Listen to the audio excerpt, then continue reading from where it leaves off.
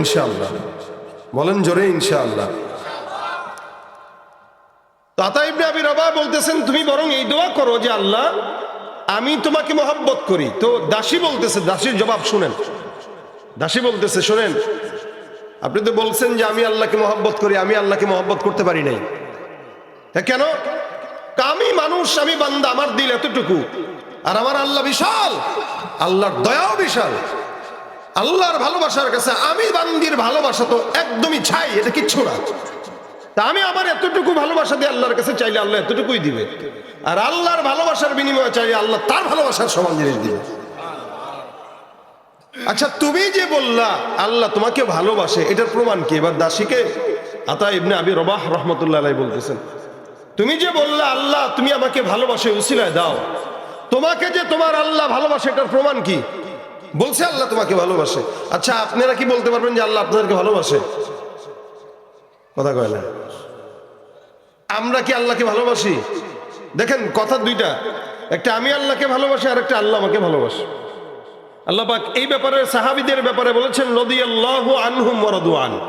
কারণ সাহাবীরাও আল্লাহর উপরে সন্তুষ্ট ভালোবাসে, তো আল্লাহও সাহাবীদের উপরে সন্তুষ্ট ভালোবাসে। সুবহানাল্লাহ।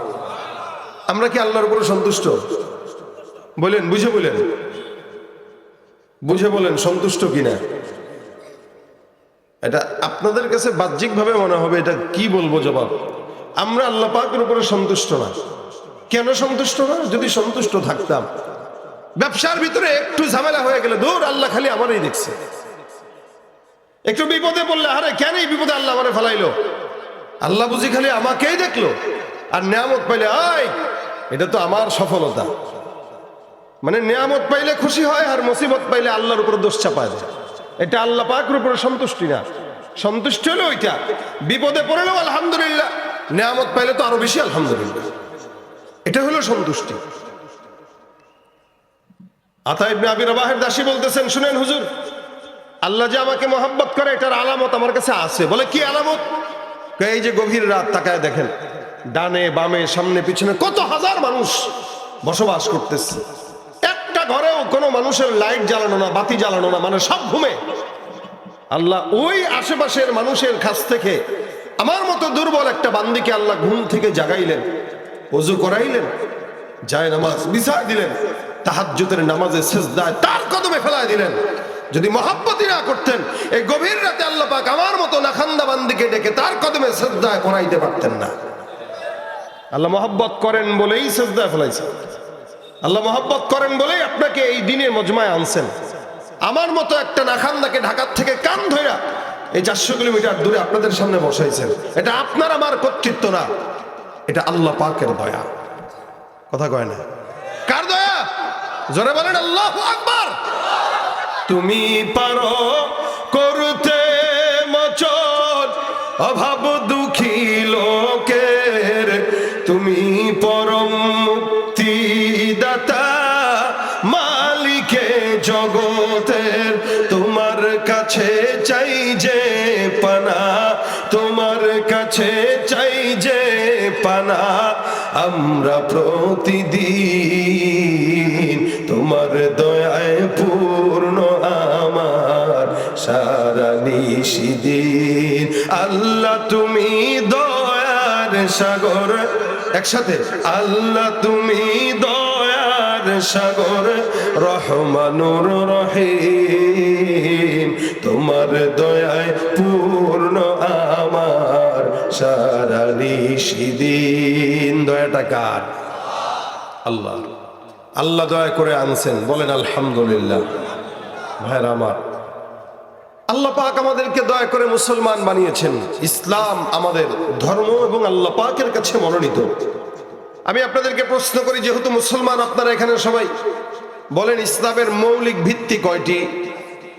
জোরে আলহামদুলিল্লাহ। এটা মুজাকারা করবেন, যেহেতু যে কোনো জিনিস যত বেশি মুজাকারা করবেন তত বেশি মনে থাকবে। 1 নম্বরে কি? কালেমা তথা ঈমান, যাই বলেন। 2 নম্বরে নামাজ। 3 নম্বরে একটু জোরে বলেন, অনেকে পারে না, যে শুনুক। 4 নম্বরে 5 নম্বরে কালেমা, নামাজ, রোজা, হজ, যাকাত, এগুলো ইসলামের খুঁটি। খুঁটি না থাকলে ছাদ টিকে এই যে এখানে প্যান্ডেল দিচ্ছেন সামিয়ানা, বাস যদি একটা খুলে ফেলেন নেমে যাবে। ছাদ দিলেন একটা যদি খালি কলম ভেঙে ফেলেন ছাদ এক পাশ থেকে দেবে যাবে। কেন?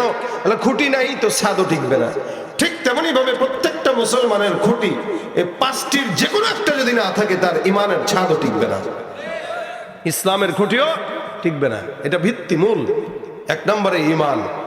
ইমানদার তো আলহামদুলিল্লাহ আমরা এখানে সবাই মুসলমান, আমিও মুসলমান, আপনারাও মুসলমান, যদিও দুর্বল মুসলমান, তো টেনে হেসড়ে হইলেও মুসলমান। নামাজ যদিও পড়ি না এরপরেও মুসলমান। ঘুষ যদিও খাই এরপরেও খেজুর খায় না, ঘুষ সুন্নত মোতাবেক খায়। কি বলেন? আপনারা কি দেখেছেন এই ভিডিও? আমি জানি না। আজ থেকে 2-3 মাস আগে একটা ভিডিও ভাইরাল হয়েছিল সংবাদ মাধ্যমে। একজন ঘুষ দিচ্ছে, একজন নিচ্ছে, তো বলতেছে ভাই গুনে নেন, গুনে নেওয়া সুন্নত। এখন বলেন আপনারা, ঘুষের টাকা গুনে নেওয়া সুন্নত হলে তো আমরাও খাইতাম। কি বলেন? গুনে খাইয়ে সুন্নত মনে করে যদি জায়েজই হইতো তো আমরাও খাইতাম। আর সুদের টাকাও যদি সুন্নত মোতাবেক কেউ খাইতো আর জায়েজ হইতো তাহলে আমরাও খাইতাম। কি বলেন? ঠিক না? যে কোনো হারাম জিনিস খালি বিসমিল্লাহ বলে খাইলেই কি জায়েজ হয়ে যাবে? যারা এগুলা করে এগুলা তো মুসলমানের হতে পারেই না, বরং এগুলা হায়াওয়ান জানোয়ারের চাইতেও খারাপ। এ সমাজে আছে কিনা? নাই। সুদ, ঘুষ, চাঁদাবাজ, সন্ত্রাস, জমি দখল, এই সমস্ত কার্যক্রম চলে কি চলে না?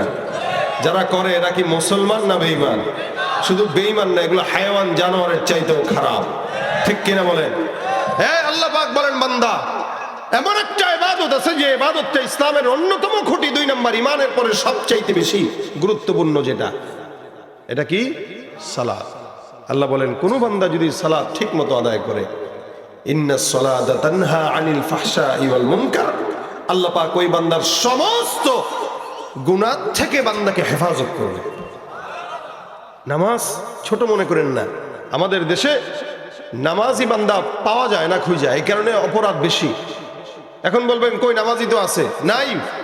ফজরের নামাজের দিকে তাকাইলে মনে হয় দেশের সব নাস্তিক ভরা, আর জুমার নামাজ দেখলে মনে হয় দেশে সব ইমানদার আর বুজুর্গ ভরা। জুমার নামাজে 5 তলা মসজিদে ভরে যায়, আর ফজরের নামাজে একজন 2জন লোক অনেক সময় মসজিদের তালাই খুলে না, কথা কয় না। মুসলমান তো চতুর্দিকে। আদমশুমারিতে মুসলমান এদেশে বেশি, কিন্তু আমল শুমারি যদি করা হতো তাহলে মুসলমান পাওয়া গেলেও আমলদার পাওয়া যেত না। কথা বলেন ঠিক কিনা? এই জন্য নামাজ যেহেতু দুর্বল, গুনাহ হচ্ছে সবল। আর নামাজ যদি হয় সবল, গুনাহ হয়ে যাবে দুর্বল। এই জন্য আল্লাহ বলেন আকিমিস সালাহ, রাসূল আপনি নামাজ প্রতিষ্ঠা করেন। প্রতিষ্ঠা, আদায় না, প্রতিষ্ঠা। আল্লাহ পাক কোরআনে 80 জায়গার বেশি জায়গায় আল্লাহ পাক নামাজের কথা বলেছেন, সব জায়গায় প্রতিষ্ঠার কথা বলেছেন। সালাত প্রতিষ্ঠা করো।